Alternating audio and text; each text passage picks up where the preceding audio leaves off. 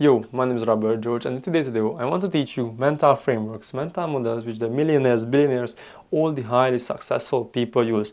I don't want to ask for anything besides your attention.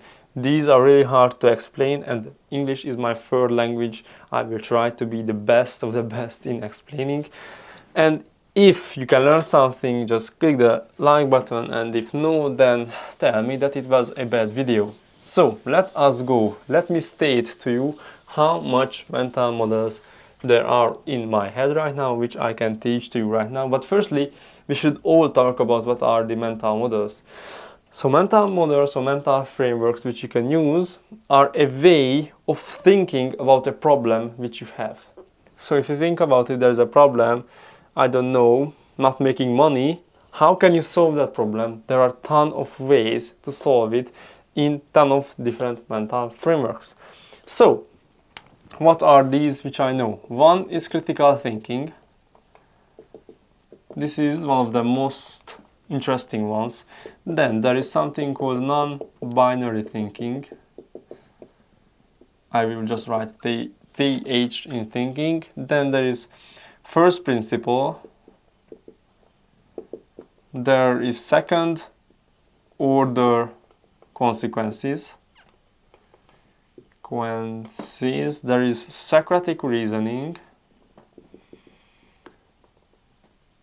There is Hegel's dialectic. There is what can I think about right now? Critical thinking, non-binary, first principle, second order consequences, Socratic reasoning, Hegel's dialectic. Right now, nothing else pops in my head. Okay, let us talk about all of these going through one by one, because these are which are in my head. So, critical thinking. What is that? Critical thinking is a mental framework which you're going to use to think through something which is a problem or anything you want to think through. It can be an object or anything with certain principles which you are going to use, but making sure you're objective. This is the critical thinking. Differentiating yourself from the thing you are trying to think through and going through some principles in order to think through that. So what are these principles or steps you need to go through in order to achieve critical thinking? There are different steps here, which is understanding the thing, then analyzing it. These are the two steps here. Firstly, understand. And second, to analyze.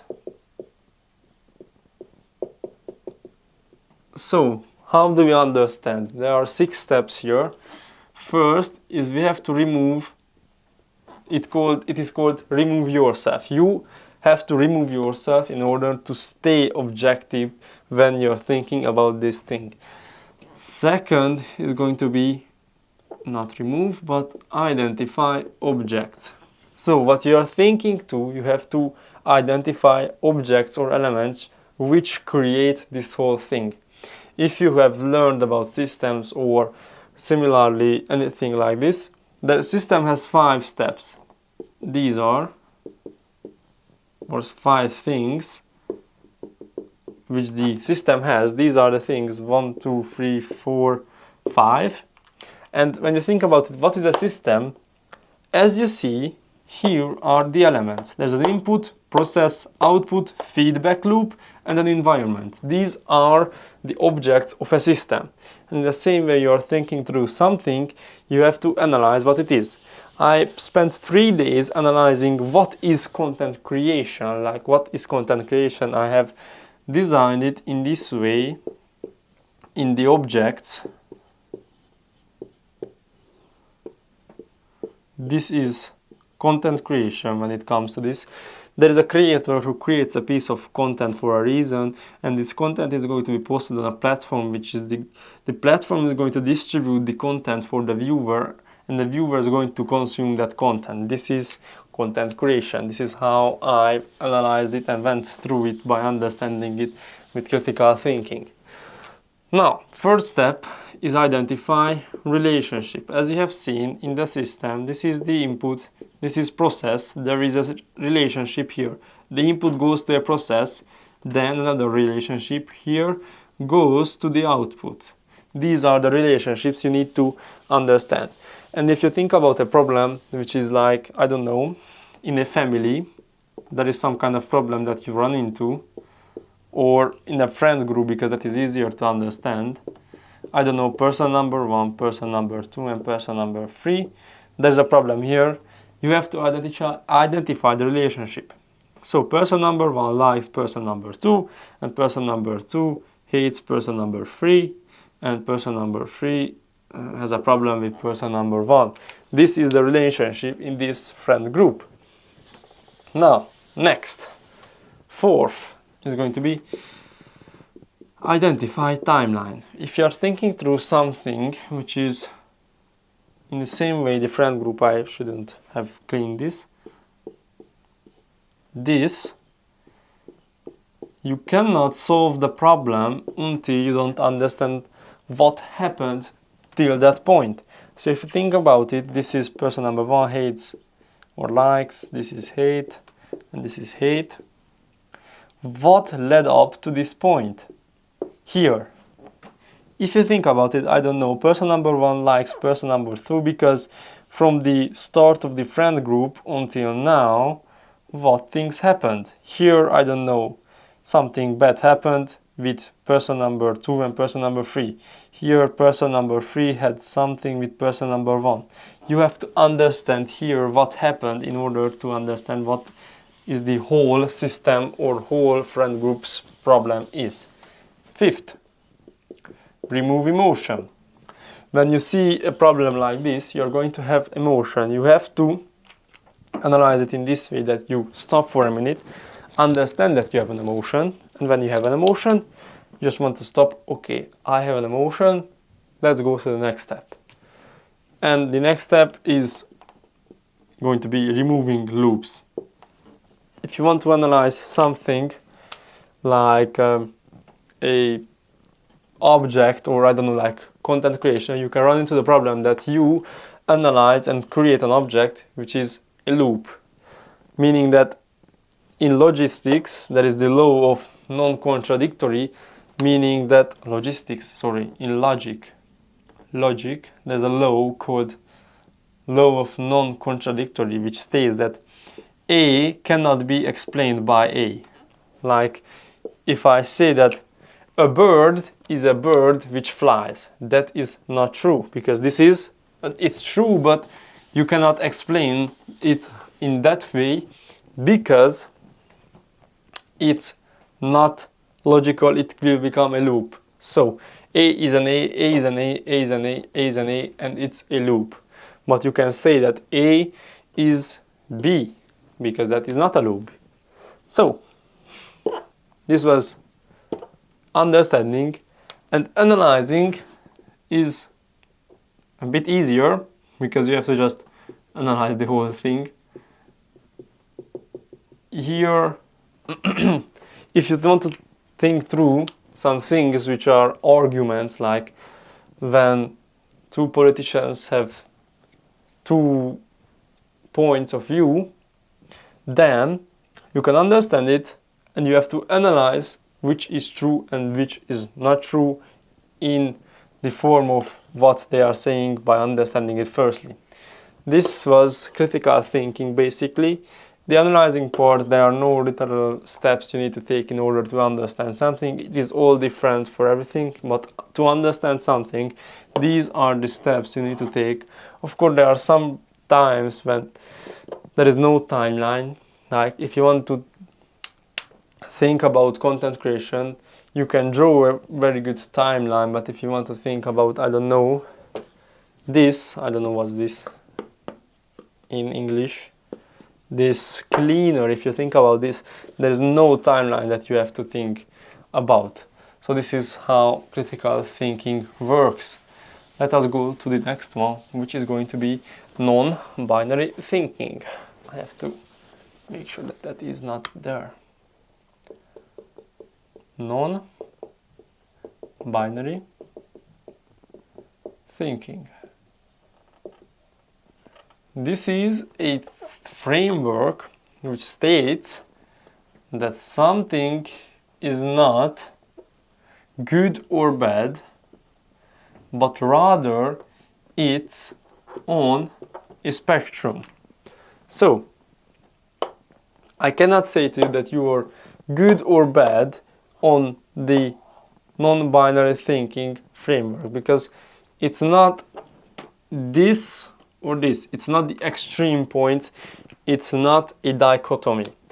Binary thinking states that something is yes or no, in the meaning that in informatics, binary is when something is a 0 or 1, and I think 0 is a no, and yes, and this is a yes. And this is binary, because 0 or 1, there is no other way, 0 or 1.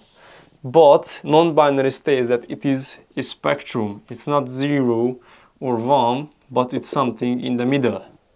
This is non-binary thinking. Now, it comes into a very good way when you think about things around the internet. So, either political people are either this or that, but one of the highest successful politician back in time, in the Greek times, the name was, I don't remember the name. That person wasn't left or wasn't right wing, but that person was always in the middle. That person didn't took the part of left or right, but always focused on what is good for the people. Okay, this is non-binary thinking. What you need to understand is this. Also, there are very good things which come here, which is one is dichotomy. Dichotomy are the binary things, which means that it's good or bad. If you want to think about some things, like whether you like a film or not, how good a film is or a movie is, it's not good or bad. This is dichotomy, when something is 0 and 1, but there's the other thing, which is nuance, and that is the inside of good or bad. So it's not 1 or 2, but this is how you have to imagine when you have to think through something. When you have to think through something, firstly, identify dichotomy. What are the two extreme points? Good, bad, 0, 1. Then a nuance, which is what is in the middle. So what are the not white or black, no racism intended, what are the gray shades in the middle. This is the two things here in non-binary thinking. And of course you have to watch out for the regression to mean, because it can also come in here when you are at the extreme points, and when it's really useful when thinking about something. So what is this? No, don't call me. So when I was thinking about content creation, there was a thing where I come into, which is if I want to create content, any kind of content, should it be raw or over edited content? And either if I stay on one of the extreme points of these things, I will miss the other people. There are people who will consume only this content, and there are people who will consume this content. I must be in the middle, but on a spectrum. So this is really good when you think about some things in your life, how to do some things which you want to do. This was non-binary thinking, and I think we come to the point of first principle. I hope I didn't miss something, but maybe I will. First principle is one of the best things which you can use, which comes also in critical thinking. First principles is when you pick out something, this is something, and you break it down to parts which cannot be further questioned. So if you think about, let's say,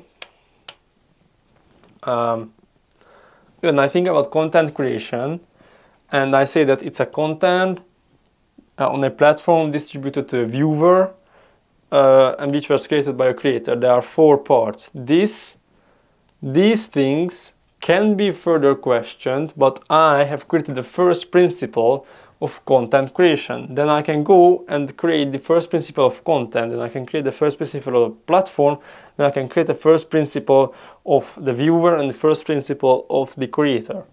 So the first principle is always going to be breaking down something complex into the parts which cannot be further questioned. And this is the thinking model or mental framework which is the best to use in anything you do, because it helps you to stay very objective and create something which you can understand better and teach it better. This is first principle. Then here we come the 4th, which is going to be second order consequences.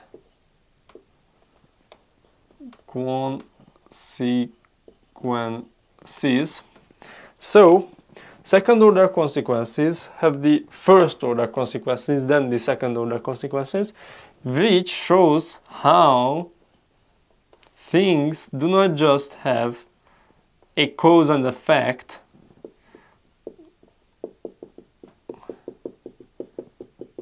but this is first order consequence. There is 0, which is the cause, then effect, which is the first effect, but how this cause will have more effects. It will have a second order consequence with a second effect, third order consequence, a third effect, fourth order consequence, which is a fourth effect, and this is how second order consequences work, and it all goes down the way. There are no limited amount of consequences. It can be a ton. So for example, you have a cause of you buy a TV. This is what you're going to do. This is a cause. The first effect is going to be that you watch the TV because you bought it. This is the first effect. Now, this is what people think. I bought a TV, then I'm going to watch it and that's all. No, that is not true. That is the second order consequence, that you're going to decide, let's say, if you could read or watch TV, you're going to buy, you think about, oh, I'm going to watch the TV because I've paid money for it, so I must get my value back. So you're going to watch the TV. It means you're going to be less knowledgeable. So you will have less knowledge. This is the second order consequence. This is 0, 1, 2. Then you're going to be also lazy, because you're going to sit in one place watching a thing on which you have paid money for. And you're going to be lazy, you're going to work less. If you work less, you make less money. If you make less money, you're going to have anxiety. If you have anxiety, you're going to watch more TV in order to deal with your anxiety, so you're going to be in stress all the time. Then you're going to be fired from your company, let's say, and if you will be fired, you will have $0 and you have lost here. And this is second order consequences, how a cause which you did will lead to not just one thing, but to many other things. 2, 3, 4, 5, 6, 7, 8, 9 order consequences.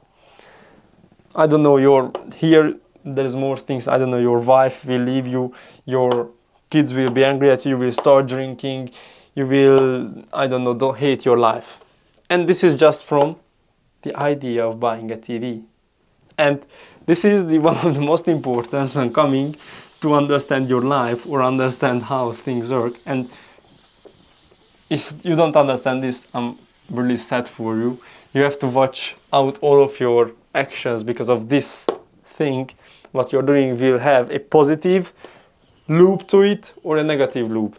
If you don't eat today something which has attached to it a ton of dopamine, meaning that you don't eat a donut, but rather you will eat an apple, this has a positive feedback loop attached to it, because you will be more healthy, you will not crave that much dopamine, and you will be more productive, you will focus better, you will like apple more, and this why it goes in a circle. It always has a positive feedback loop or a negative attached to these things which you're going to do. Next thing which I think I wrote is Socratic reasoning, which is why. So Socratic reasoning or Socratic reasoning, I don't know, because there are a ton of people saying that it's Socratic or Socratic. This was developed by the guy named Socrates, I don't know how to pronounce it in English, Socrates, let's say. The Greek guy who just was a big W, a big alpha male. That guy went into different states or cities or whatever and started to talk with people. And anytime someone said something, he asked why. Why is that? And it went to a point where Socrates was like beaten, because people got so angry about asking why that much. Because if you ask why, you will get to a point where you don't even know why you do something. Because I don't know if I say that if someone, you start to talk with someone and they say that I love donuts, you will ask why. Well, because it is good. Why? I love the taste. Why? It feels good. That is a loop. You have already said that. Why? You will ask again. Then, I don't know. Please stop it. Why? And people will get so angry because they don't know the incentive of their action. And it's so hard to understand that if I start to ask questions like why so many times, you will get angry at me because you don't even know why you do something. And it's infuriating for some people, but it's a really good thing. So, Socratic reasoning, asking why. There is some people who say that 5 times x, that is also goes with 5 here. Asking why 5 times comes to a very good point. So let's say you have a problem in your business. I don't know, you're not making that much money than last month. Why? One why? Why? I mean, you will go to the reason why you are not making that much money than last month. Now here comes the last one, which I have in my mind, which is Hegel's dialectic, which is a very interesting one. And I also don't even use it that much because it's really complicated. It is stated in this way, that there is a synthesis, sorry, I have messed it up. There's a thesis, which is this. Every thesis has an antithesis, which is this one, which will create a synthesis, which is this one. Then this synthesis has also, how can I write it, an antisynthesis, which will become a thesis this way, an antithesis which will have a synthesis, and this goes again and again and again. So there's a thesis, antithesis, and synthesis. It is how that it is really interesting, because this guy Hegel said that things cannot be expressed or told how things cannot be explained by relationships with outer worlds. So there is this thesis, which is this. It cannot be explained how it relates with the outer world, because the thing relates with the outer world, not the outer world defines this thing. But it can be explained how this thing has a relationship in itself, and that can explain this thing. And he also explained how the thesis and antithesis comes. Well, it's like in the history, like this talks about history, more like history. There's history here, and there was a ruler who had this thesis. Then came another ruler who had an antithesis, and that ruler take the throne from this guy. Then this created a synthesis, which then became the thesis. Then another guy came with an antithesis, which created a synthesis. This is so interesting, but so true. And this here is all dichotomies. So it's like it's 0 and 1, because this is 0 and this is 1.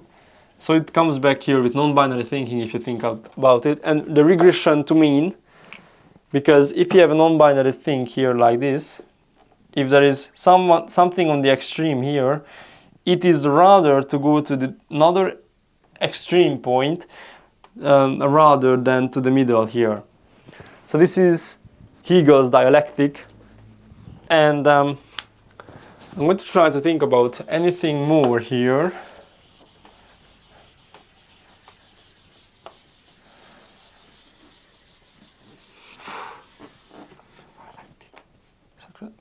For critical thinking, first principle, second order consequences, non-binary thinking, Hegel's dialectic, Socratic reasoning. No, nothing pops up in my head right now. So yeah, nothing else pops up in my head. This was the video about mental frameworks. I hope I could teach you something. And if you are still here, I have a ton of different videos like this where I try to teach you something on my whiteboard, which is very amazing. I hope I will see you next time on my channel, and I will see you later.